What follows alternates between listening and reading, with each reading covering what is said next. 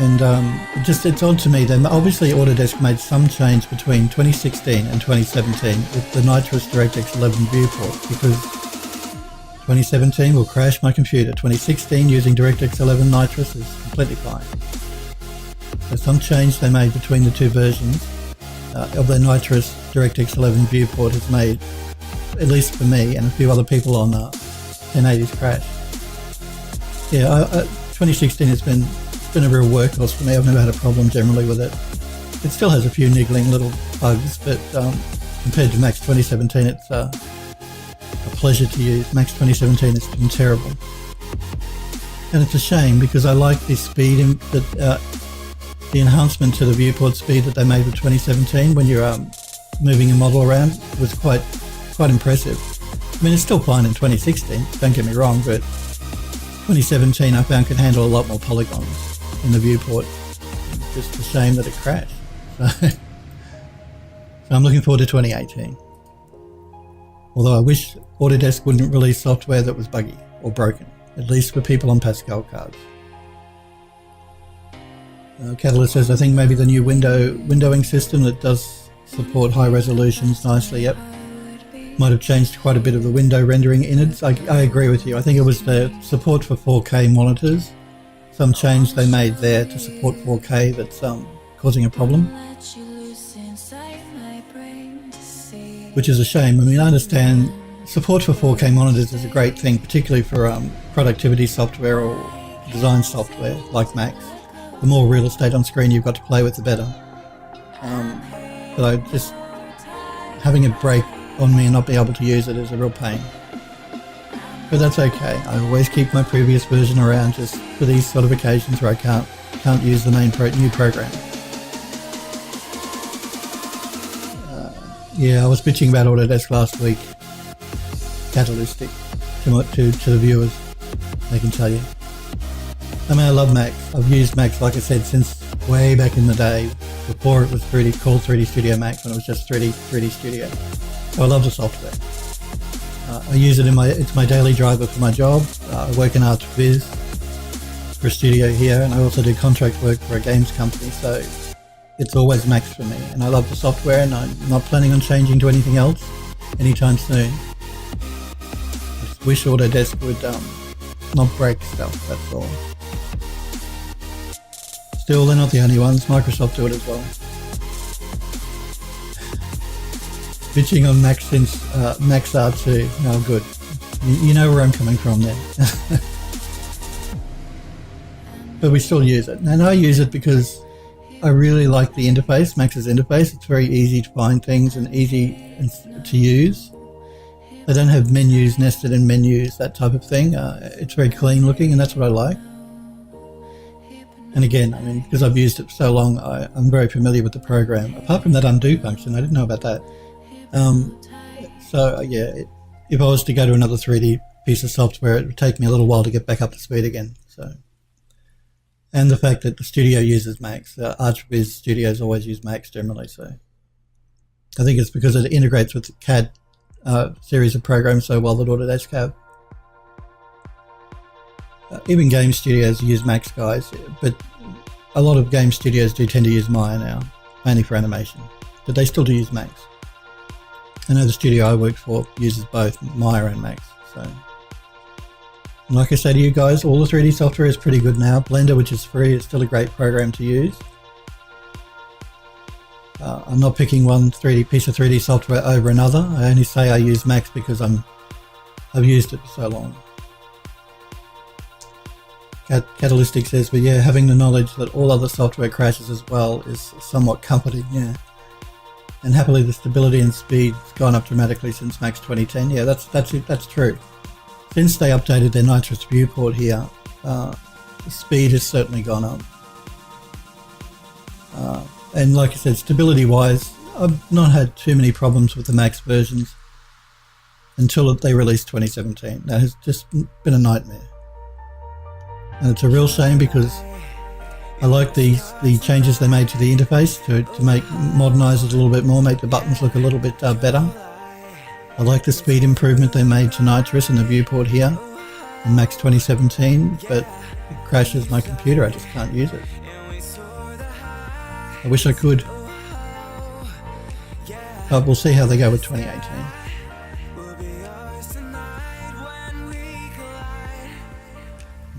Let's see which pieces I've got left here that I haven't attached. They're all the supports.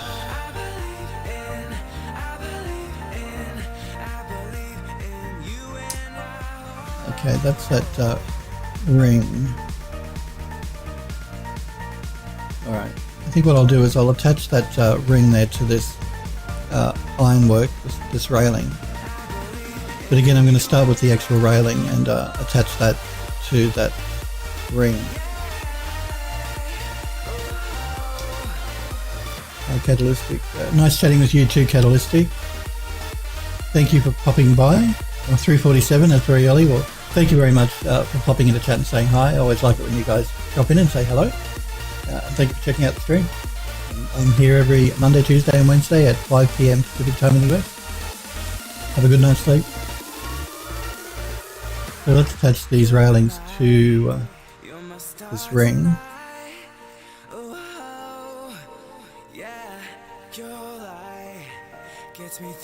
Okay. So what have we got left here? We've got large column smooth. What is that? Okay, they're the columns that run around the outside of the model.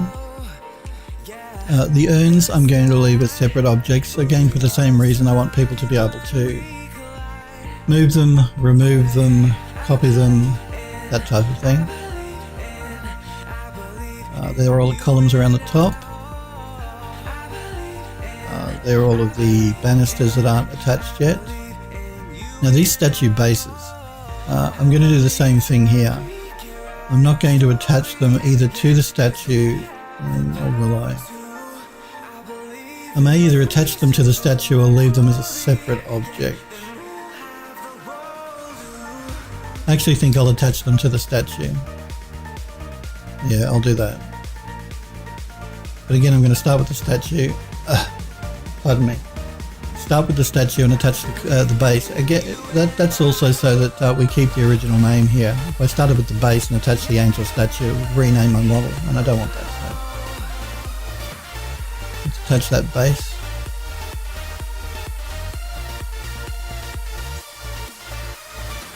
Now let's do the same thing over here with this one.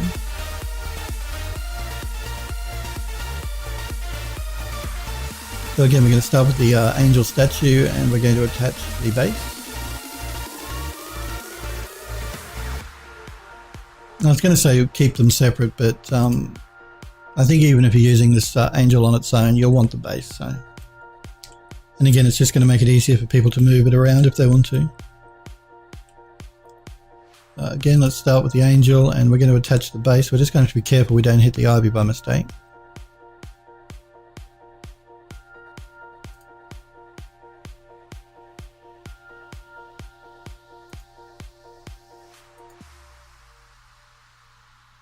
Alright, and the one on this side. And thank you, Catalytic, for the follow. Thank you very much for following me on my Twitch channel. I do appreciate it, like I said, guys, when you guys follow me, so thank you. Let's attach that base there.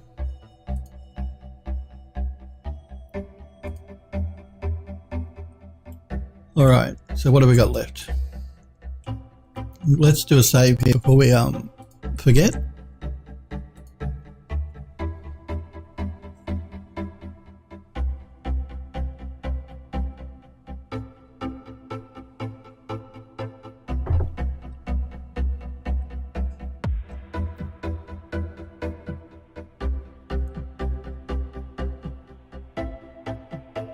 We don't have a lot left to attach by the look of it.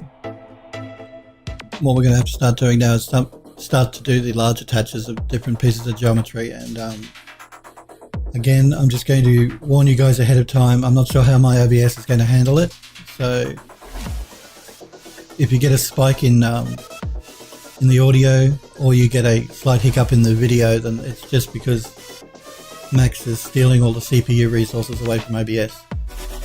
It wasn't too bad when we were doing it last week. I did notice though a slight hiccup when I played back the screen, so nothing major. Should be okay. Should be.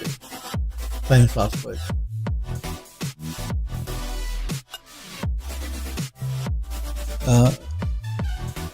Alright.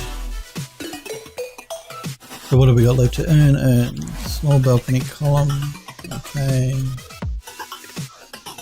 Okay. Okay, looks like the straight banister pieces. We have one we didn't attach. No, that's those pieces there, okay. The trellis we didn't attach. That's on both sides, which is just this iron railing work here at the front. The lamp glass on the left hand side and the right hand side, which is here and here. We're not attaching those.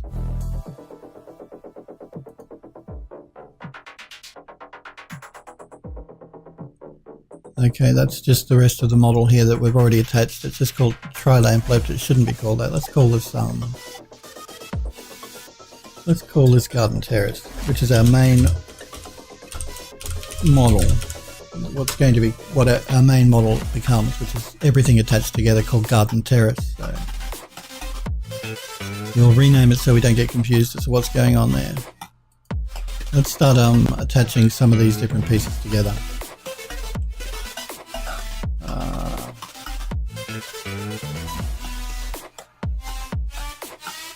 Let's start attaching all of those columns to our banister railings here, the bits that we haven't attached already yet.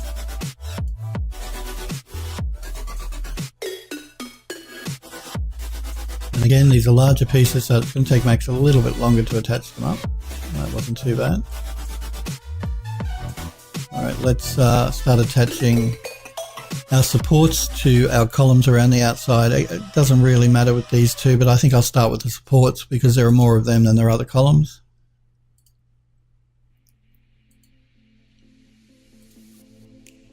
So all we're starting to do now is to condense the model down in larger and larger pieces before we do our final attach as one piece of geometry. Okay. So now we have these columns around the top. Let's attach those to the columns at the bottom and the supports. Let's start with the supports and the columns because there's more of those than there are these pieces.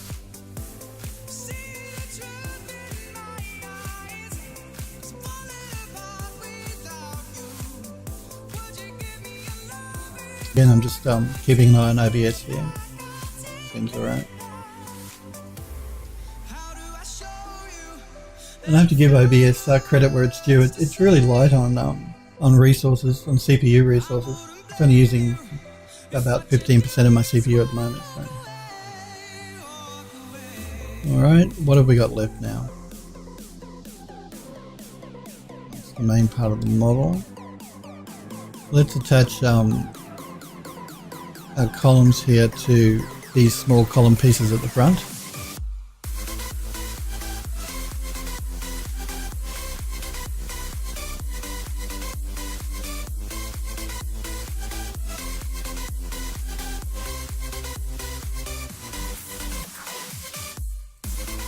Alright, what's left? Let's attach these railing pieces, I think. Again, let's attach them to the main columns here.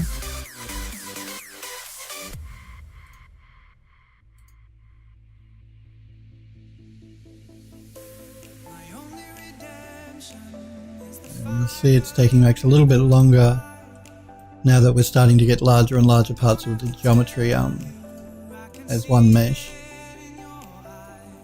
Again, I'm just going to have to be really careful here I don't attach the ivy by mistake. So let's attach our iron railing.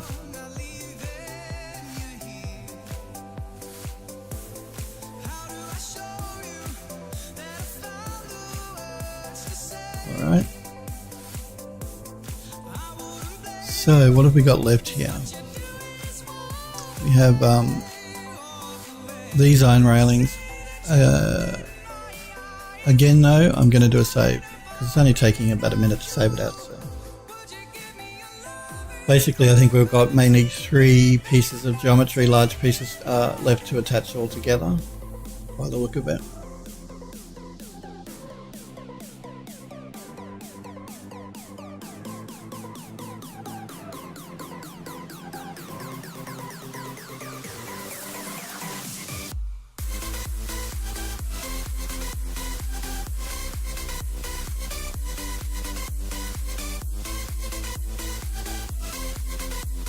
And once we've attached everything together, we're going to save the file as our completed attached version.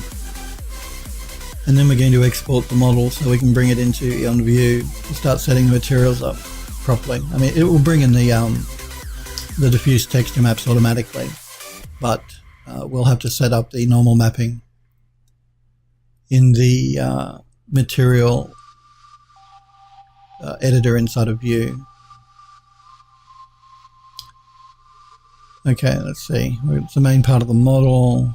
The rest of the model. Okay, let's attach the bottom columns to this piece here. That's one of the larger pieces. So I'll select that,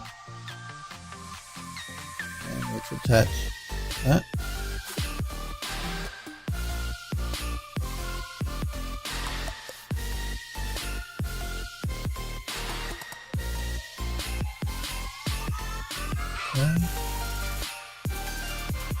Now let's attach these railings here to these outer column pieces.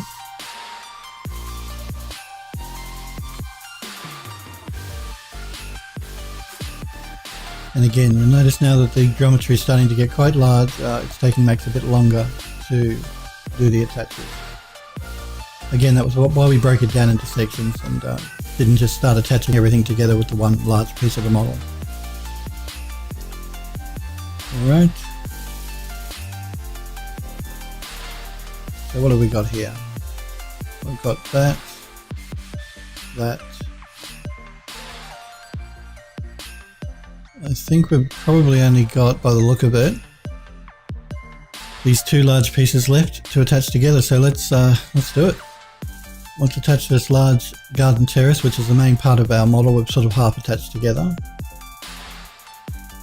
Let's attach the rest of those pieces. Let's see how Max goes.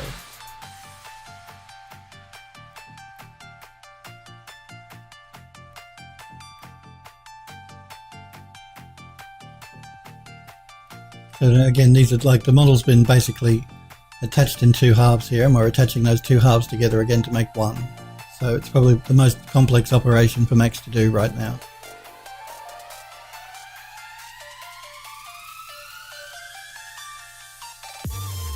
We did save our model out, so just in case Max decides to crash or do anything weird. And there we go. Everything seems to be fine. I'm just going to turn off my attach here and make sure we haven't forgotten any parts of the model. I'm going to do that through my layer manager here. I'm going to go through it. It'll be the easiest way for me to find anything that is left that hasn't been captured in the attach. So that statue on the left is right, is okay. The glass for the lamp is fine. The one on the right is fine. The glass on the right is fine. Pointing angel on the left is fine. Remember, we've got the bases attached as well. The right is fine. We have our ivy, which are all separate pieces, and I want to keep them that way. I could attach all the ivy together as one object. I may do that. It might be better for me to leave them separate. That way people can just remove parts of the ivy if they don't want to use it all. Not sure about that just yet. We've got the urn on the left and the urn on the right. We've got the tri-lamp glass on the left and tri-lamp glass on the right. Come on, what are you doing? Yep. Alright. I think we're good. So we have our model completely attached and ready to be exported. Just keeping the a few of these bits and pieces separate so that we can so that people can move them if they want. Like the statues and the ivy. But apart from that, everything is attached together as one object called Garden Terrace, which is what we want. So let's save out our file here, and as I said, we're calling it Garden Terrace Final Attached. So this is the one we'll work with when we do the export so that we can bring it into Eon View.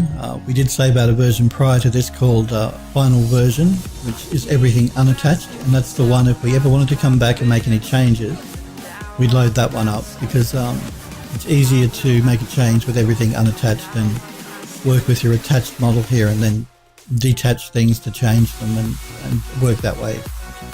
Always best to keep your original file, which is our final version, and a separate file, which is our final version attached, which is this one here.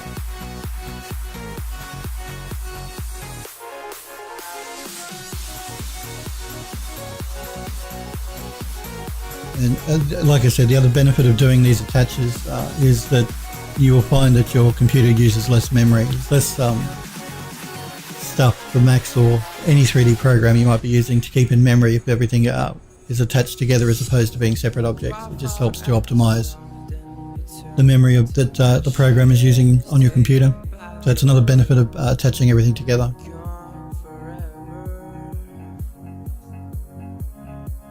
And I have noticed it has reduced the memory footprint a bit. I mean, it's not huge. You haven't gone like to half the memory, but you've gained maybe 30% more memory. And like I said, it makes it easier for people once we bring it into view to move the model around, just being one object.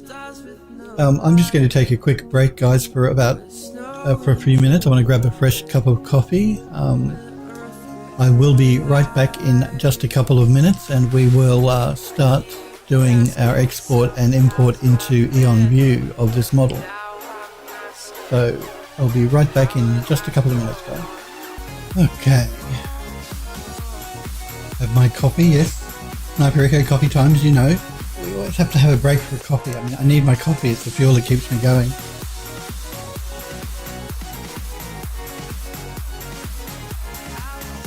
So let's see now. Will we rename the textures to JPEGs? We'll convert them manually in Photoshop, or will we get SAP to do it for us? Let's see. I want to do that before I actually do the export of the model, because I want to change the texture paths here before I do the actual export. What do Max do? So we have all of our textures here, but at the moment they're all using Targa files, and I want to change our Targas to use JPEGs. Again, just so that we use less memory when we bring it into Eon View to start doing our render. So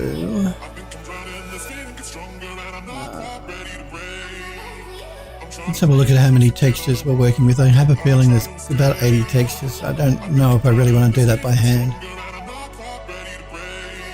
I don't really want to show you guys anything though that you can't do yourselves, and like I said, I really don't recommend you use this program SAP, because it's really not worth it. There are quite a few textures though. Some of them are already JPEGs, which is good.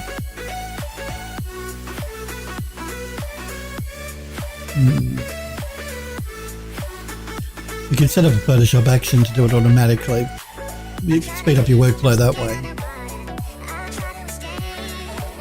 I think what I'll end up doing though is I'll get the SAP to do it.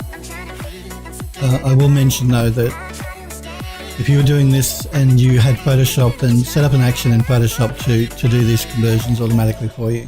That's probably the best way to go. But for me, it's still going to be quicker probably to jump into SAP and use it to do the conversion for me. To do that though, I do need to give SAP a model to use, so I'm going to select my Garden Terrace here. I'm going to select everything actually. I'm going to do an export.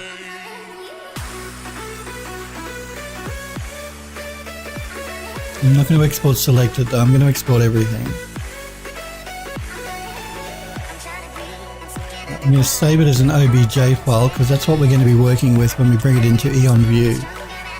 Now EonView accepts 3DS files as well. I still prefer to work with OBJ when I can because it's a universal file format. It's open source that you can use across different programs. 3DS, while it's accepted by a lot of programs, isn't as universal and can sometimes have problems in specific software. It's just the way that different software makers implement 3DS, the 3DS format, can vary a bit and they can mess your model up. I'd probably always recommend OBJ, and I like working in OBJ. You could use FBX. I don't know if EonView accepts FBX in all of their software. I know that the software I'm going to be using, the version I'm using, which is Extreme, does accept FBX, but their artist line of software, because they have different prices for different versions of their software. It's all the same software, but different functionality. So for instance, in the artist version, I don't think you can export 3D models, whereas in the Extreme version you can. So things like that. You can still render in the artist version. It does most of what the Extreme version does, but obviously because they call it artist, it's targeted more at the artist and not so much the somebody that works in a studio that would use Extreme, a design studio. So I just don't know if the artist version actually does import FBX or not. But I'm pretty sure it does accept OBJ, so sticking to OBJ is probably the safest way to go. And again, that's why I always use OBJ when I do any exports for anything really, because it's such a universal format that's accepted by a lot of software. So if you want to be safe, stick to OBJ. If you know the software you're using can accept FBX, then use FBX.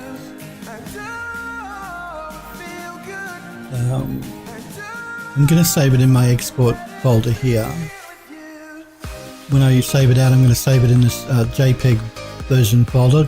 I'll show you what I mean by that in a minute. So anyway, we're going to call this Garden Terrace.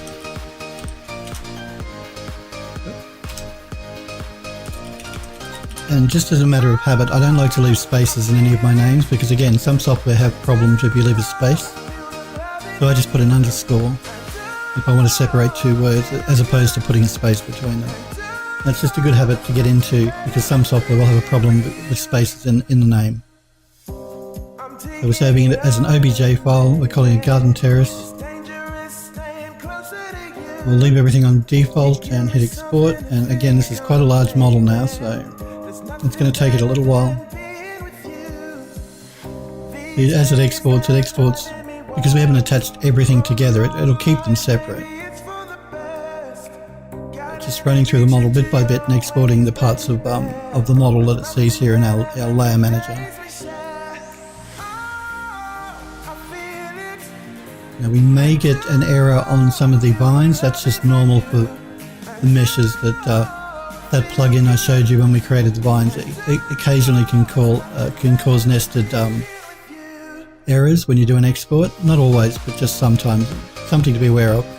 It'll show up as an error during your export, but it won't be a problem when you import it into View, for instance, or any program. It doesn't always do it either, it's only occasionally.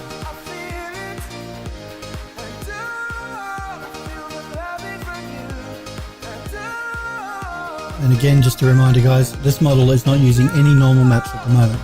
We have created normal maps. We did that in NALD, K-N-A-L-D, which we'll be using in EonView when we set up the materials. In the viewport here though, the model is not using any normal maps at the moment.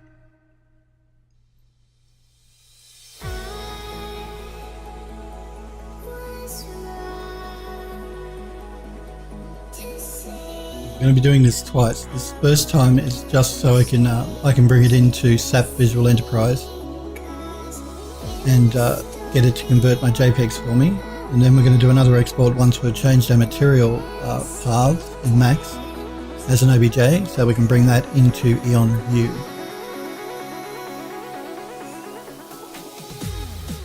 won't jump ahead of myself too much, but I'll just outline the next few steps we're going to be doing.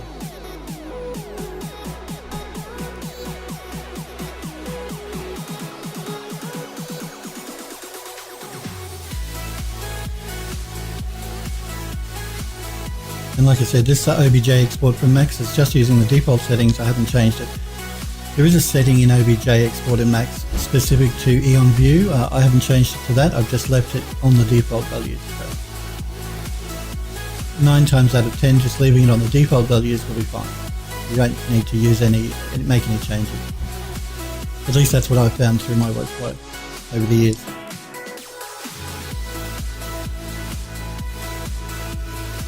Okay, it's doing the angel statues, the angel lamp vase.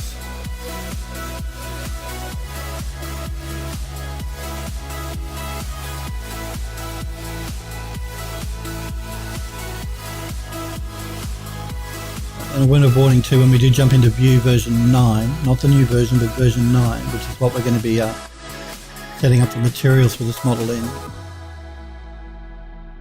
It has a really bad habit of crashing, so just be aware of that. Fluent Design asks, what do I use Vue for? Real-time rendering? No, I use Vue to do the beauty renders. So the final, because I sell these models online, I create a beauty render for them, or I might do a couple for this one, a distant one and a close-up one. I use it for that, so because it has full-on radiosity and atmosphere and that type of thing. And I can set up a full-on 3D environment with vegetation in Vue to do the beauty render. So I use Vue to do a beauty render. I'm going to take probably this model into the Unreal Engine once we've done our beauty renders in Vue to show you guys the setup to do it in Unreal. If you wanted to take this model and use it in Unreal, because the workflow is completely different from what you're seeing me doing now to take it into Vue. Because Vue is a 3D environment program to do full-on 3D environment renders, production renders. But real time, I take it into Unreal probably. And I probably will once we do the Vue renders. So. Because like I said, when taking a model like this into the Unreal Engine is completely different from taking it into Vue to do beauty renders with a proper rendering engine. We have to do things a bit differently when we're taking it into Unreal and set it up differently in Unreal. Because you've got to worry more about polygon counts and memory usage when you're working with a game engine like Unreal. If I was doing real-time rendering though, Fluent Design, I'd use V-Ray.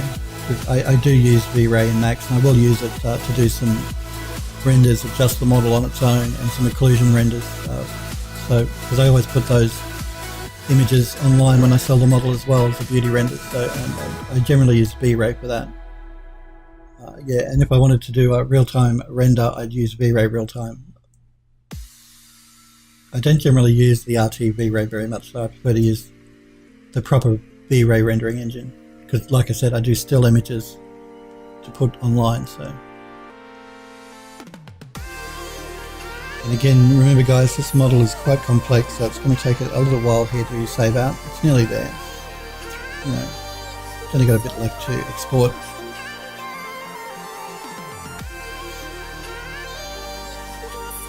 And like I said, once it's exported, generally if I didn't have to change the texture format from Target to JPEG, I would then just take this model, the exported OBJ, and import it directly into Eon View. But because I want to convert the textures from Target to JPEG just to save computer resources and computer memory, I will be doing another export of this model once we change our textures to JPEGs.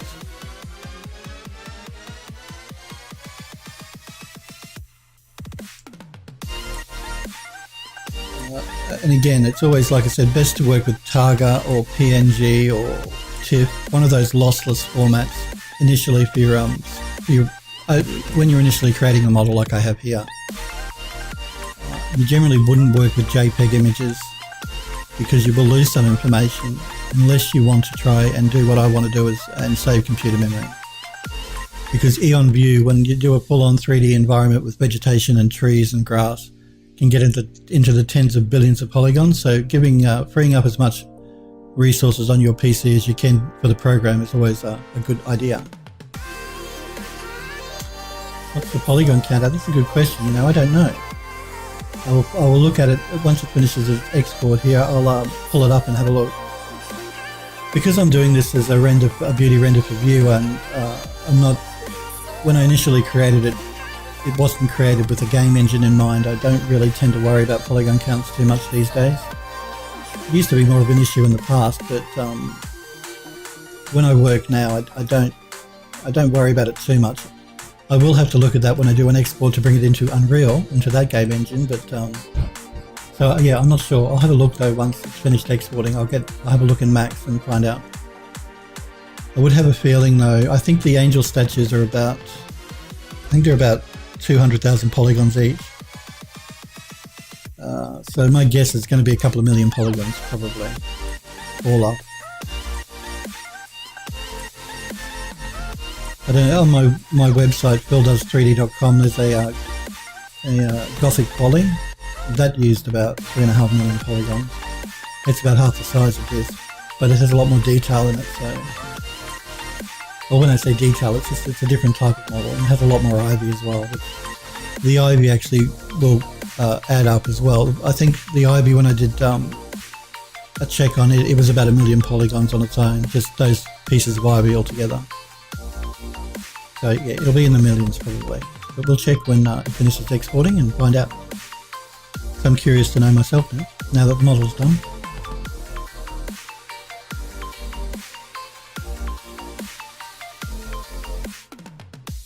Now, I think because this model seems to take so long to export, what we're going to do is once it's exported, I will still bring it into SAP Visual Enterprise to convert the textures automatically for me, so I don't have to do them by hand in Photoshop. But I think what we'll end up doing is importing this version of the model into View. But then we're going to have to change the textures manually by hand, which is always a pain. That's why initially I wanted to do 2 exports. One where we'd already changed the textures to JPEG, so I didn't have to do it when I brought it into View. Just trying to work out what would be easier.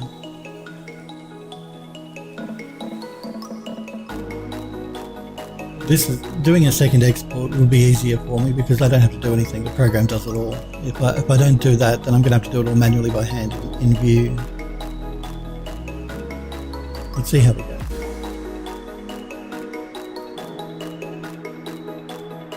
I may get SAP to do it all for me. Might be easier. Again, that's another reason why I do like the program, but apart from those few instances where you need to use it for something like what I'm going to be doing, it's really not worth buying.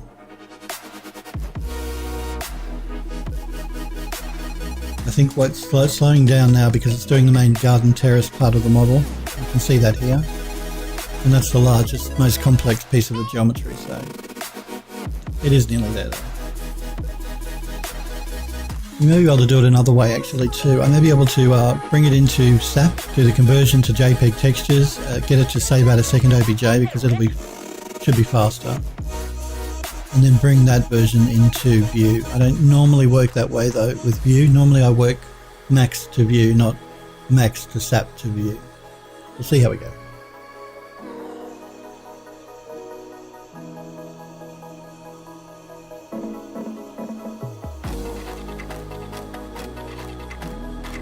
Thank you for popping into chat and asking some questions for Fluent Design. Like I said, guys, if you have any questions or anything you're not sure about, feel free to pop into chat and ask me. If I can answer, I will. I don't know everything, but I've been using 3D software for quite a while, so more than a decade. So if I can help in any way, I'm quite happy to. If you've got any work you want to show me, feel free to pop into chat and tell me, show me a link. If you don't want me to show it on stream, let me know and I'll look at it off stream. You can whisper it to me on Twitch. And like I said, if you just want to watch, then that's completely fine as well.